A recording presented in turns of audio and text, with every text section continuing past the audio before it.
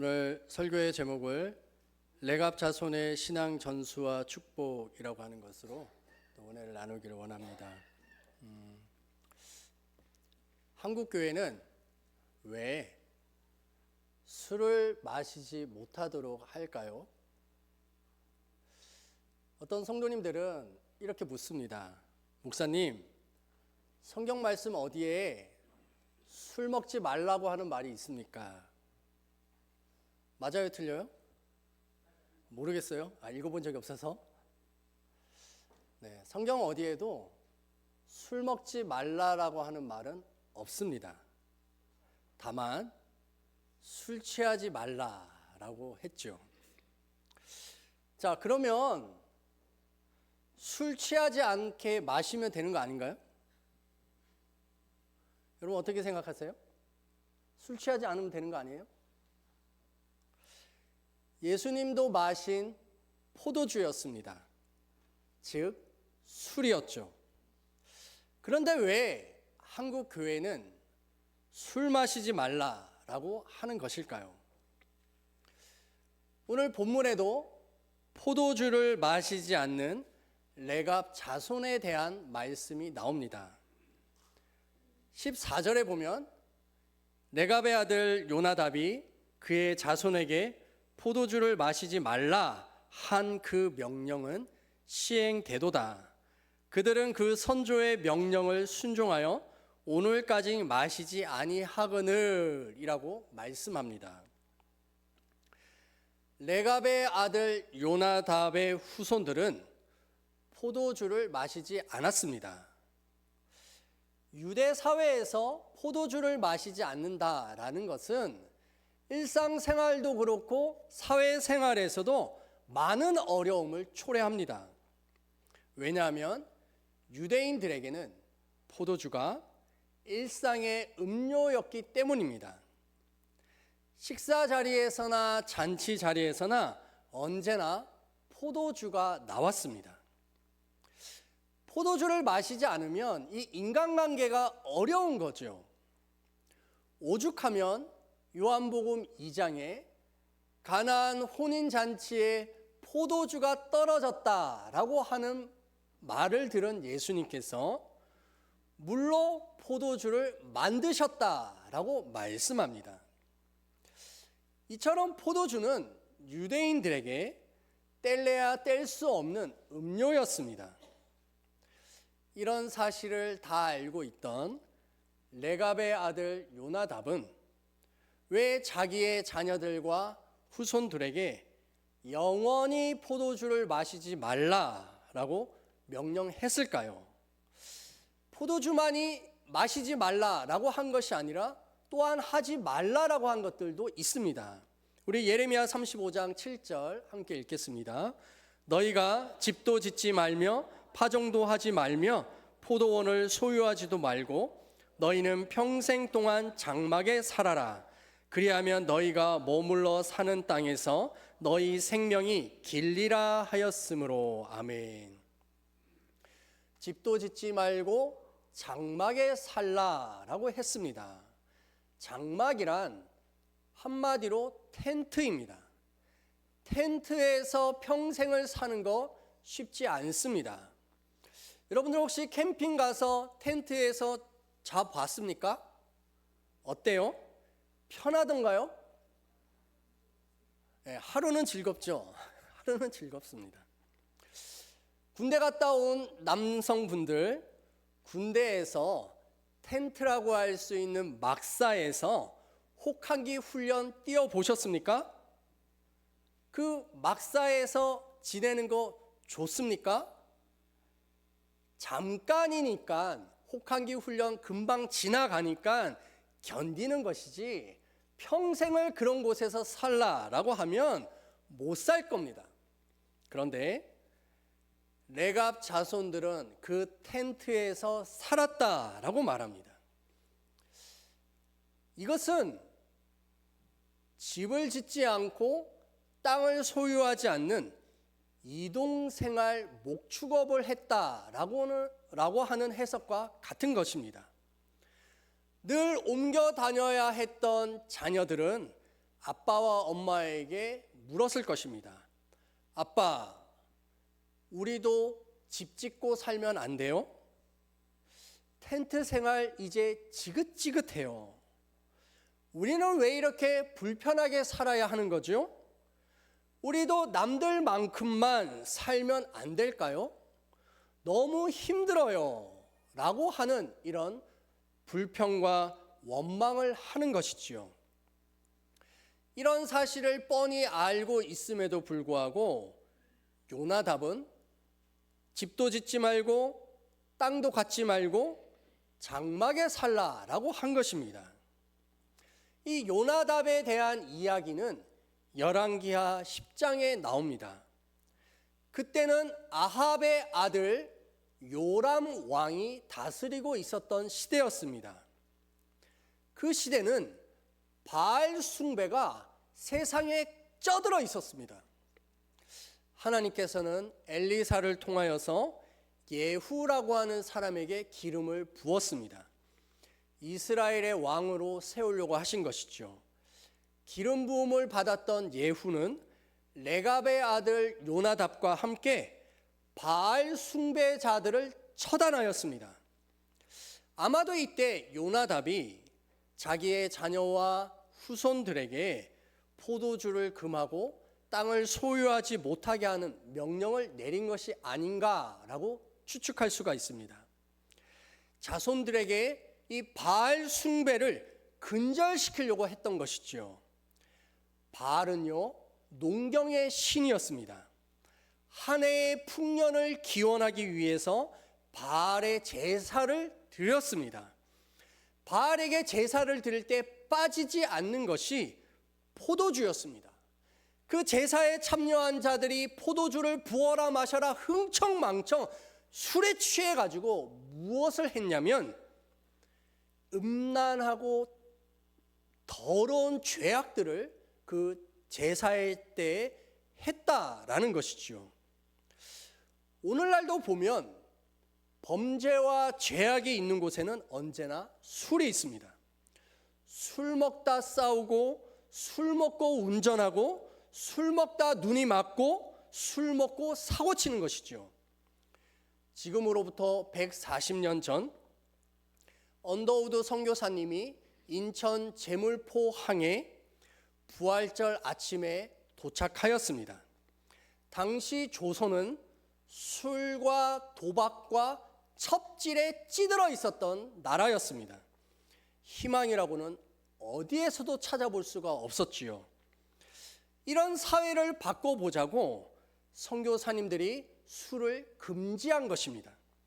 술과 도박과 첩질로 병들어 있는 이 나라를 바꿔보겠다라고 하는 일을 한 것이죠. 그래서 한국 교회는 술을 금기시하는 것입니다. 술로 인해 파생되는 여러 많은 죄악 때문에 마시지 말라라고 말하는 것입니다.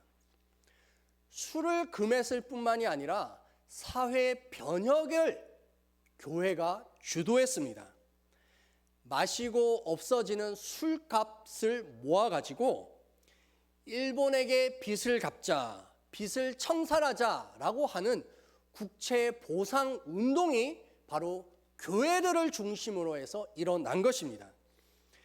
이 운동은 일제시대로 끝난 것이 아니라 우리나라가 1997년 IMF 국가 파산의 때에 재현되었습니다. 사랑의 금 모으기 운동인 거죠. 장롱 속에 잠자고 있었던 돌반지, 금비녀, 금가락지 등을 모아서 국가 채무를 상환하자라고 하는 운동이 일어났던 것입니다. 그렇게 해서 우리나라는 IMF 이 위기를 조기에 탈출한 아시아 최초의 국가가 되었습니다. 위기를 기회로 변화시키는 이 일들은 바로 신앙의 힘이었습니다. 희망이 없던 땅에 꿈과 희망을 심어줄 수 있는 것은 오직 믿음밖에 없는 줄 믿습니다. 예레미야가 처했던 나라 멸망의 앞에서도 그랬고 조선 말에 닥쳤던 일제의 제국주의적인 침략과 한일 합방의 치욕도 바로 그와 같은 믿음 속에서 이길 수가 있었던 것이죠. 오직 여호와 하나님을 믿는 이 믿음, 이 신앙만이 나라를 살리고 국민을 살리고 가정과 개인을 회복시켜 줄 수 있는 줄 믿습니다. 그래서 우리가 해야 할 것은 무엇이냐? 바로 신앙의 전수, 가정 예배입니다. 자, 따라해 보십시오. 신앙의 전수, 가정 예배. 하나님께서는 자녀에 대한 신앙을 부모에게 맡기셨습니다.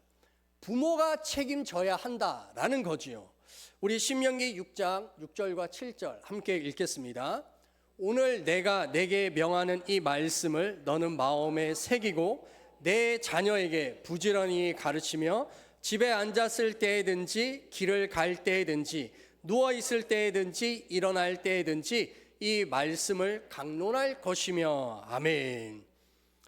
말씀을 자녀에게 가르쳐야 할 주체는 부모입니다. 교회가 아니다라는 것입니다. 부모는 어린 자녀들과 일주일 내내 함께 합니다. 교회는 언제 와요? 주일날 하루 옵니다. 주일날 하루 와서 몇 시간 있어요? 1시간 있어요. 일주일에 1시간 있는 주일학교가 가르칠 수 있을까요? 아니면 일주일 내내 있는 부모가 가르칠 수 있을까요? 누가 가르칠 수 있어요? 부모가 가르칠 수 있는 겁니다. 당연히 부모에게 자녀의 신앙에 대한 책임을 하나님께서 물으시겠다라고 하시는 것이죠. 자, 그렇다면 자녀에게 어떻게 신앙을 가르쳐야 할까요? 사실 우리끼리의 이야기지만 부모들도 성경을 모르는데 몰라도 진짜 모릅니다. 몰라도 어떻게 모른다고요? 진짜 모릅니다. 네. 이거는 자녀들에게는 비밀이에요. 네. 부모들은 다 알고 있는 줄 알아, 자녀들은.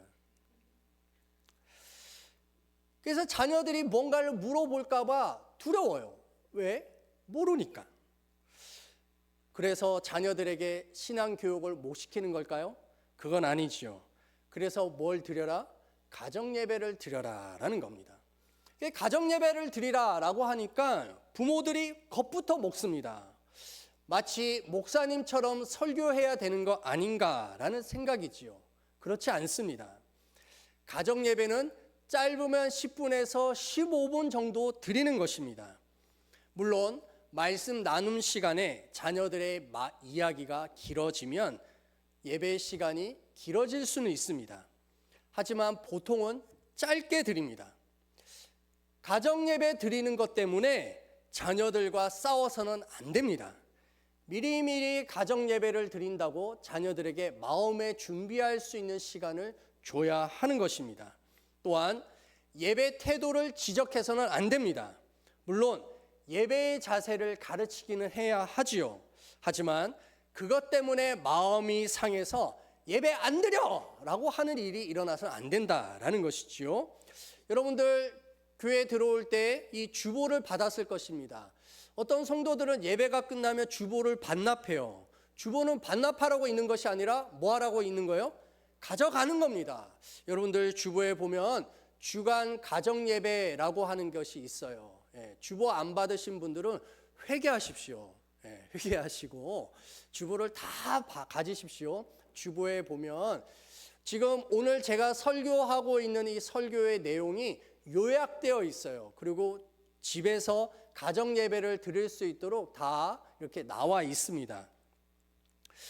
그러므로 가정에서 이 말씀 요약을 가지고서 부모가 먼저 숙지하는 것이죠. 주보를 보고 또 이해가 안 되면 유튜브에서 조암 쉬는 교회를 검색하면 이 예배 설교 영상이 올라가 있습니다. 그래서 이 가정 예배를 드릴 때 자기가 은혜 받은 것을 이야기하는 겁니다. 예배 시간에 자녀를 가르치거나 훈계해서는 절대 안 됩니다. 철저하게 자기 이야기만 하는 거지요. 그리고 핵심을 간단하게 증거하는 것입니다. 혹 자녀들이 질문을 하면 아는 것 속에서 대답해주고 모르면 뭐라고 얘기해야 돼요? 솔직하게 모른다라고 얘기해야 됩니다. 그리고 목사님에게 물어보고 다음에 가르쳐 줄게 라고 하시면 되는 것입니다. 자, 최소한 일주일에 한 번 이상 가정 예배를 드려라 라는 겁니다. 제일 좋은 때는 금요일 저녁이나 토요일 저녁입니다. 물론 여러분들의 상황에 맞게 하루 정도 날짜를 정하면 됩니다.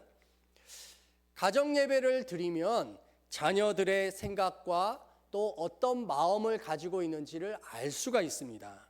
또한 부모의 마음이 자녀들에게도 전달될 수가 있는 것이지요.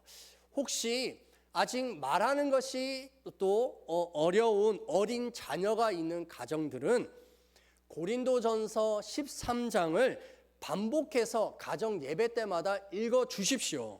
그냥 반복하다 보면 암송이 되고 암송이 되면 삶으로 나타나게 되는 것입니다. 우리 잠언 22장 6절 함께 읽겠습니다. 마땅히 행할 길을 아이에게 가르치라. 그리하면 늙어도 그것을 떠나지 아니하리라. 아멘. 어린 자녀들에게는 부지런히 말씀을 들려주십시오.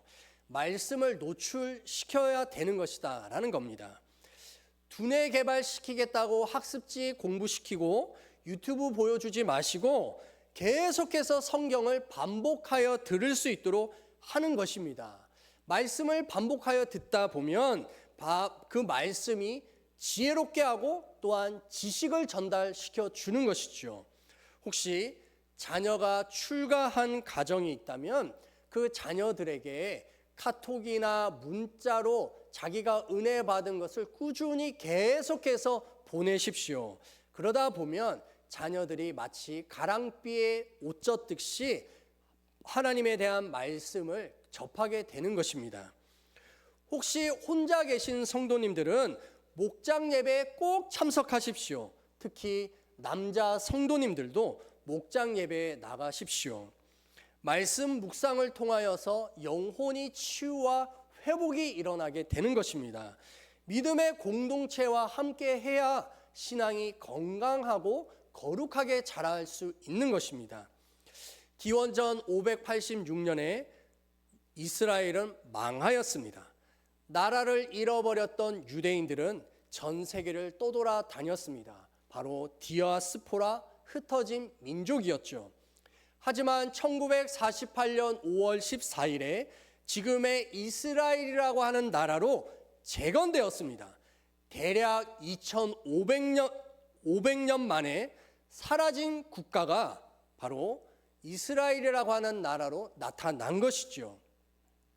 2500년 전에 우리 한반도에는 고조선이라고 하는 나라가 있었습니다.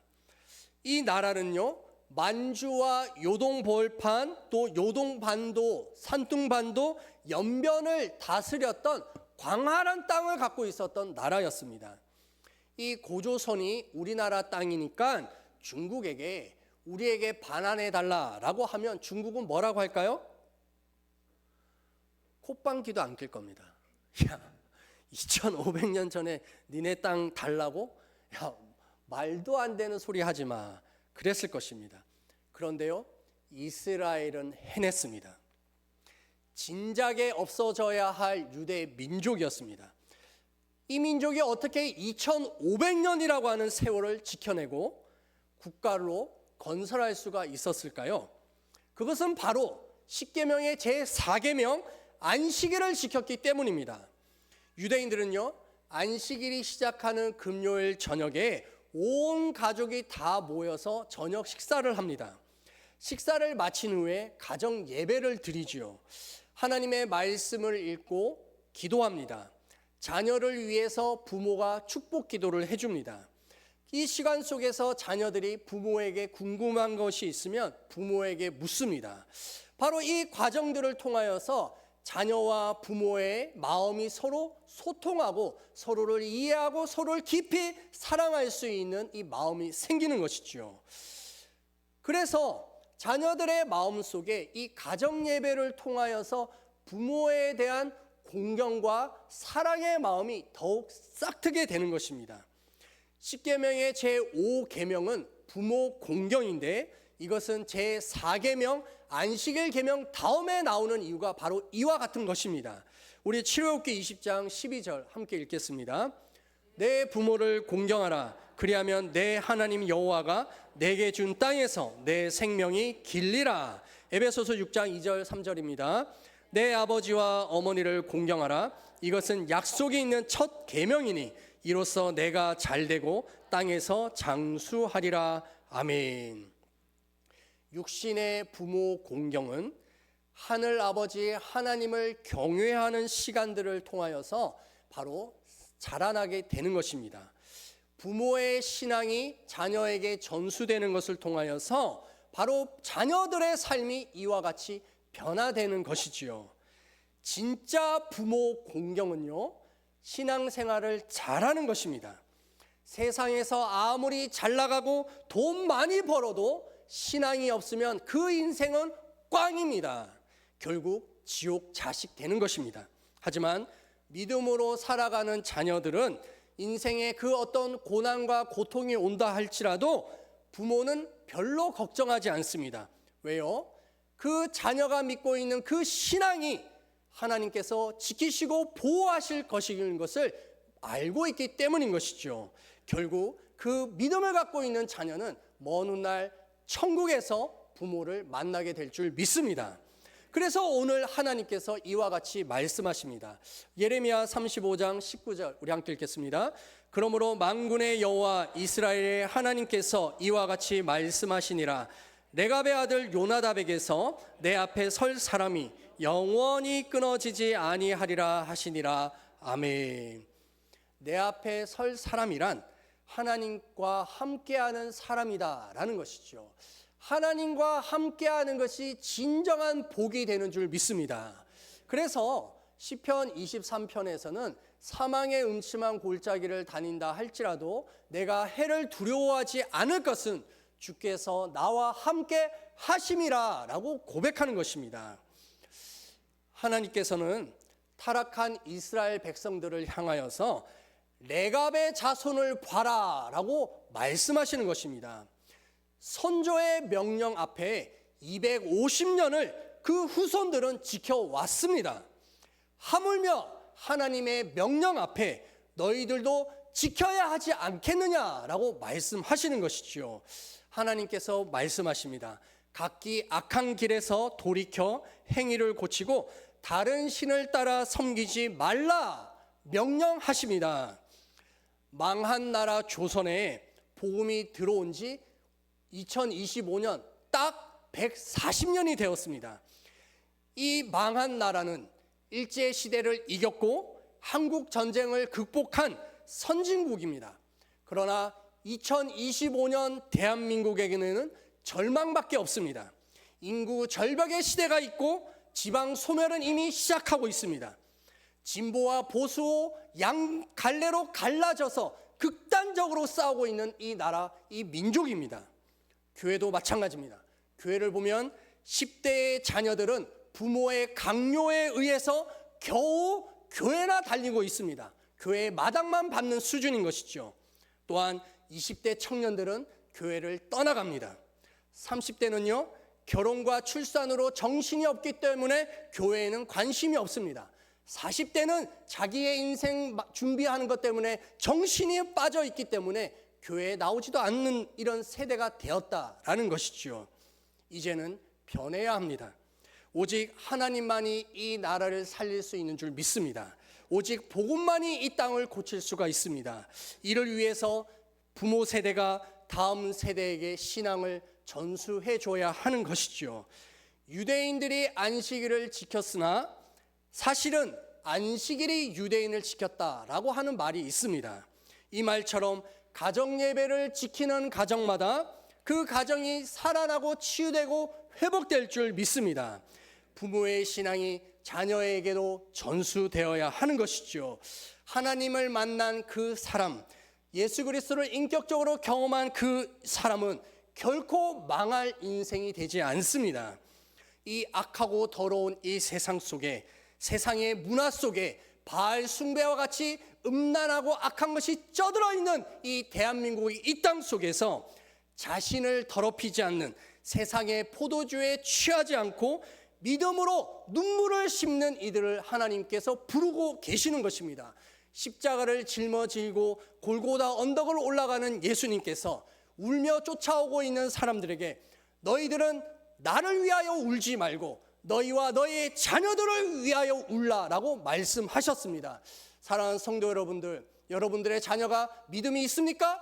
믿음이 없는 것 때문에 여러분들이 눈물을 흘려야 할 줄 믿습니다. 세상에서 잘 나가는 것 때문에 그 자녀가 자랑스럽습니까? 여러분, 그 자녀는 믿음이 없기 때문에 지옥 자식 되는 것입니다. 그러므로 우리가 우리의 사랑하는 자녀들에게 이 살아있는 이 믿음을 반드시 전수해 줘야 할 줄 믿습니다. 그것이 이 나라 이 민족을 살릴 수 있는 하나님의 나라가 되는 것이죠.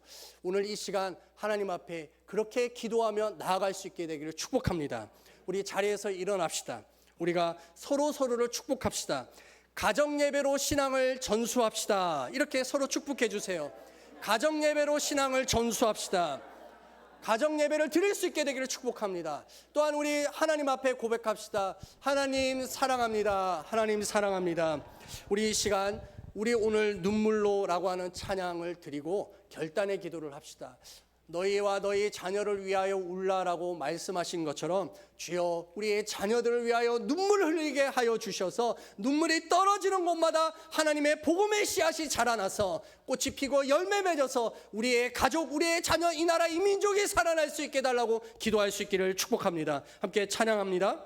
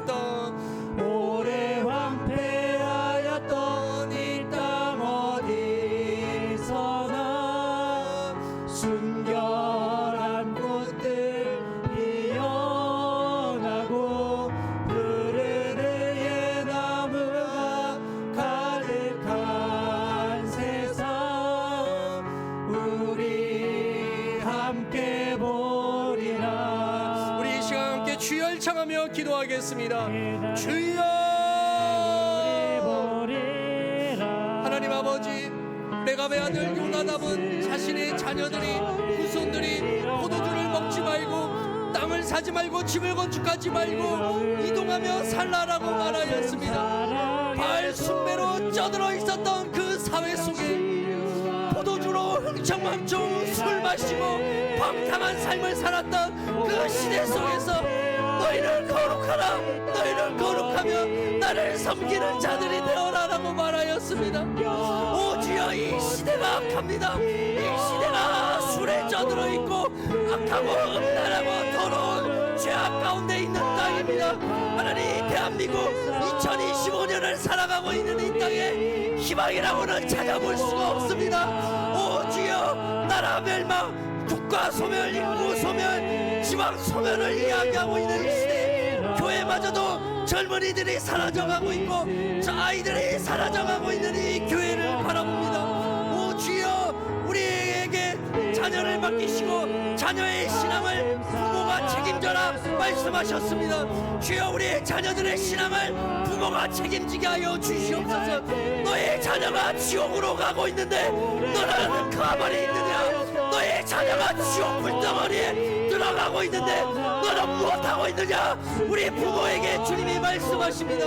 오 주여, 이 자녀에게 우리의 신앙을 전수하게 하여 주시옵소서. 부모의 신앙이 자녀에게 전수되게 하여 주시옵소서. 눈물로 기도하라. 너와 너희 자녀를 위하여 울며 기도하라 말씀하신 것처럼 주여, 우리가 회개하게 하여 주시옵소서. 우리의 자녀의 신앙을 책임지지 않았다는 우리의 죄악을 용서하여 주시고 우리나라의 민족을 살려 주시옵소서. 하나님, 다음 세대가 믿음으로 자라나고 믿음으로 살아날 수 있게 하여 주셔서 이 나라의 민족이 변화되게 하여 주시고 회복되게 하여 주시고 은혜를 경험하게 하여 주시옵소서. 주님 도우시옵소서.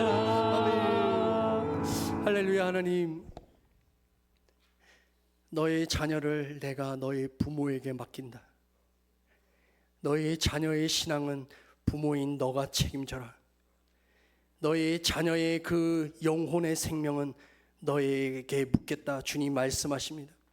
주여, 우리의 자녀들이 부모의 신앙을 전수받게 하여 주시옵소서. 하나님, 살아계시고 역사하시며 우리와 동행하시는 그 인격의 주님을 만나게 하여 주시고 그 만난 그 주님을 우리의 다음 세대에게 전수할 수 있는 부모 세대들이 되게 하여 주시옵소서. 망한 나라, 희망이라고는 하나도 없었던 이 나라의 민족에게 예수의 십자가의 복음이 140년 전에 들어왔고 그 복음으로 이 나라가 살았습니다. 하지만 그러나 이 나라는 이제 인구 절벽, 지방 소멸, 진보와 보수의 극단적인 싸움에 그 어디에도 희망을 찾아볼 수가 없습니다. 교회마저도 어린 자녀들은 겨우 강압에 의해서 교회를 나오고 20대가 되면 교회를 떠나가고 30대의 결혼과 출산으로 정신이 없고 40대에는 자신의 인생 준비하느라 등한히하고 있는 신앙입니다. 오 주여, 이제는 살아나게 하여 주시옵소서. 음란하고 더러웠던 그 바알 시대를 끊어내기 위하여서 포도주를 금하였던 요나답의 그 고백과 같이 주여, 우리 믿음의 자녀들이 이 시대 속에서 순결하고 거룩하게 일어나게 하여 주시고 믿음의 눈물을 흘리게 하여 주셔서 눈물이 떨어지는 것마다 하나님의 영광이 나타나게 하여 주시고 아름다운 꽃 또 향기를 바라며 열매 맺게 하여 주시옵소서. 그래서 우리 사랑하는 모든 자녀가 다 하나님의 나라 천국에서 하나님을 예배할 수 있는 모든 백성들 되게 하여 주시옵소서. 이제는 우리 주 예수 그리스도의 십자가의 은혜와 하나님 아버지의 무한하신 사랑하심과 성령 하나님의 역사하심과 교통하심과 교제케 하심이 오늘 예배를 통하여 결단하며 나아가는 성도들의 모든 삶들 위해 지금부터 영원까지 함께 하시기를 축원하옵나이다. 아멘.